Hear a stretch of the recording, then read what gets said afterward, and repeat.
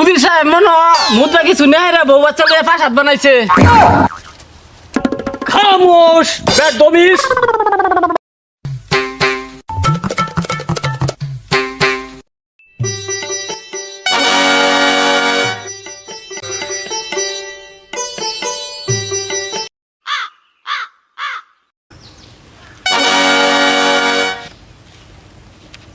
সেনা পুংটা আদেশ করেন যা পুংটা।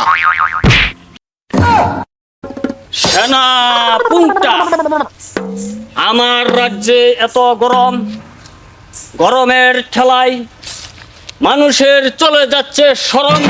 না না না, এমন হতে পারে না। গরমের ঠেলায় আমার রাজ্যের জনগণ এভাবে ন্যাংটা হয়ে হাঁটতে পারে না। এভাবে যদি চলতে থাকে বাল, জনগণ তুলে নিবে আমার পুটকির চাল।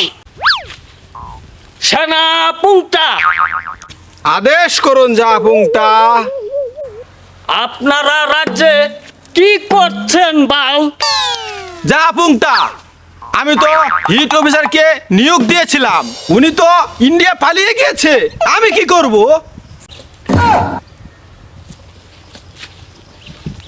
উজির সাহেব,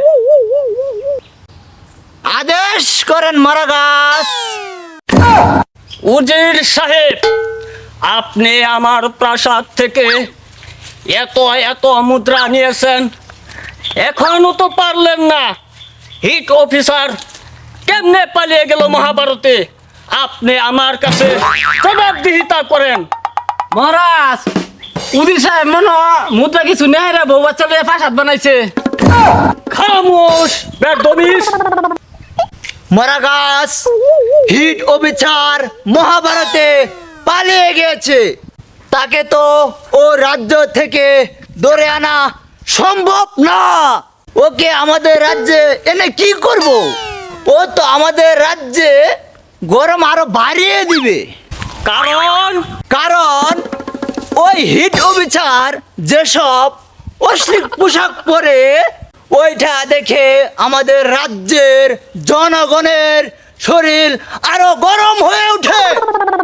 উজির সাহেব, ঠিক আছে, বাদ দেন এই হিট অফিসারের কথা।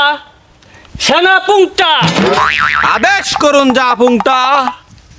কান খুলে শুনুন।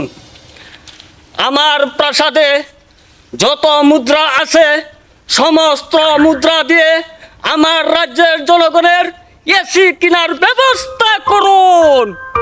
ভালো করে কান খুলে শুনে রাখেন, আমার যেন বাশার আল আসাদের মতো পরিণতি যেন না হয়, সেই ব্যবস্থাই করুন।